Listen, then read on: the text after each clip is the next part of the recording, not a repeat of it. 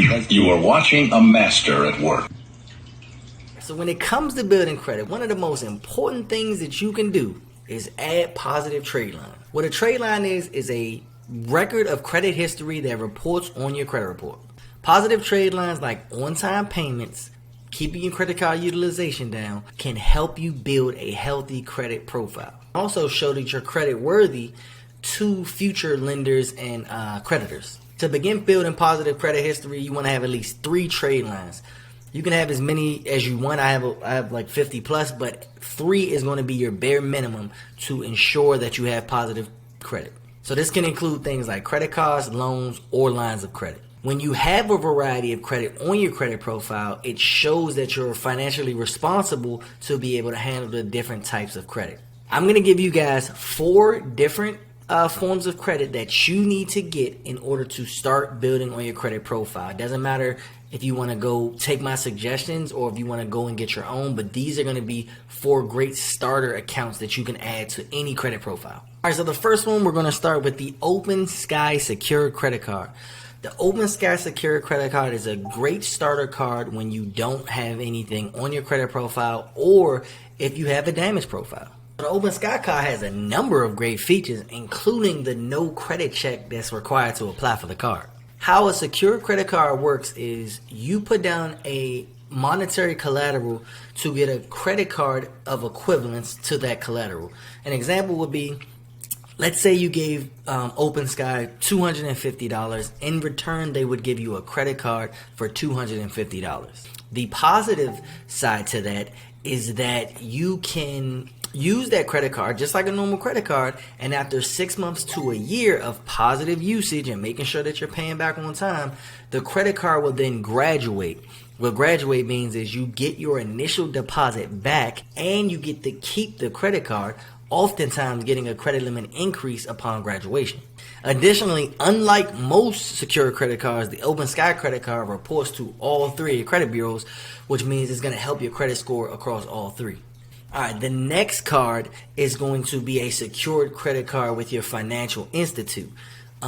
This is going to depend on who you're banking with. If you're banking with Navy Fed, if you're banking with Wells Fargo, Bank of America, or even a small local bank, you want to see if they have a secured credit card that'll follow the exact same rules to the Opensky credit card that I just mentioned, except it is going to be with your bank. The beauty of this is you get all the same perks as the Opensky credit card, but you're also building a banking relationship with your bank because it's their credit card. Okay, so with the secure credit card method, regardless if you get it with Opensky or if you get it through your financial institute, one thing to remember is you want to use the card. I'm not saying go splurge. I'm not saying go buy things and have to pay it back over time. Pick one thing, one recurring bill that you know you have to pay. A light bill, let's say if you have Netflix or Hulu, or something that's recurring, a phone bill, something that is going to be less than 30% of whatever you put on that credit card. So you want to do some math. Let's say you do $1,000 on your credit card. 30% of $1,000 is $300, meaning for that $1,000 credit card, you want that bill to be less than $300 a month. Find something small, like typical Hulu and Netflix at the time of this recording, less than $30. So pick one of those bills, put it on the card, put the card on auto pay, and then it can be out of sight, out of mind. You put the credit card on the bill, you add your bank account to the credit card, and you set the credit card to pay in full from the bank account. That bill was already going to be paid from your bank account anyway. All you're doing now is making the credit card the middleman in order to increase your credit score. You don't have to worry about paying interest because you're paying in full on time all the time, and you're building your credit by paying a bill that you were already paying. So that's one tip for those credit cards. The next thing is going to be a secured loan from your financial institute. So much like a secured credit card, a secured loan is going to take a collateral in order to give you a loan. Now pause before you try to be like, yo, KP, that sounds stupid. Yes, a secured loan is oftentimes pretty stupid, but in order to grow your credit score, and if you can't get a unsecured loan, then a secured loan will help you add an installment loan to your credit profile in order to build your credit profile. So here's the tip of what we're going to do. We're going to go to our banks. We're going to open up a secured loan for at least $500 on at least a 6-month term plan, right? What we're going to do is then, well, let me explain how it works. You give the bank your $500. Your bank then loans you $500 with a small interest rate. It's going to be less than 5%. You're probably going to end up owing your bank $510 over a 6-month period, right? We are going to take that $500 that the bank gave us, put it into a separate checking account, have the second checking account on auto pay to pay back the loan each month. Once you figure out the additional amount of money that's owed from interest, so our example was they gave us $500 but we owed $510, we're going to put an extra $10 into the account to make sure it covers it, and just leave the money alone.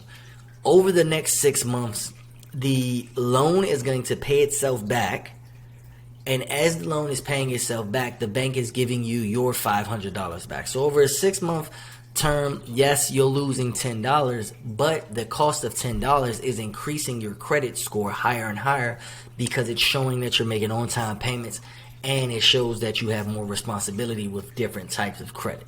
With the secured loan, though, I always suggest starting with at least $1,000 and at least a year for that loan. Depending on the financial institute, if you're with a credit union or if you're with a smaller bank, they may have certain requirements. So you want to call your bank and ask what the requirements are before you just say, oh, I'm going to do $500 because that's what KP said. Some banks might want more. Some banks might want $1,000. Some banks might want $1,500.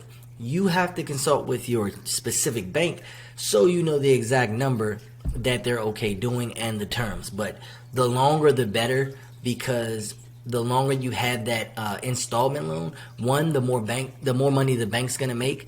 Two, the more on-time payments you're going to have on your credit profile, which is great. All right, and the last thing is going to be self-lender.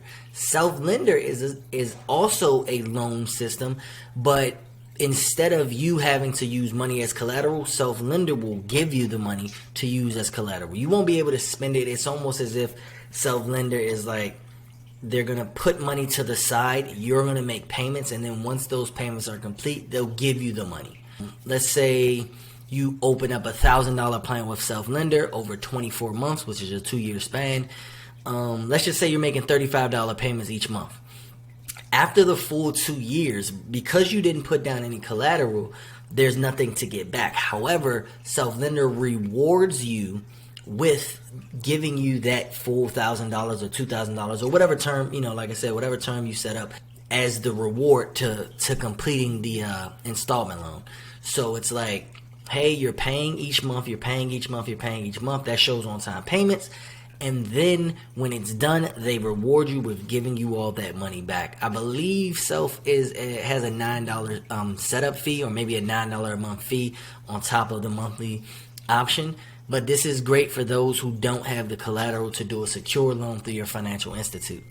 And that's it. That's 4 different Tradeline methods or Tradeline options that you guys can get started with. And it's almost a mandatory thing. I can't force you to do anything, but it's definitely a mandatory thing that you add positive trade lines in order to start building credit history. You can start doing this while you have derogatories on your account. You can start doing this when you have nothing on your account, but it needs to be started. Otherwise, you're getting nowhere. The best practice is to make sure that you're always paying on time all the time. So when you first get any credit card or any loan, set up auto pay. Life happens. I understand that. I'm a father. I'm a husband. Life is going to happen. If you forget to pay on time, a late payment can drop your credit score as much as 120 points. You do not want this to happen. So to ensure that it doesn't, make sure all of your accounts are on auto pay before you use them.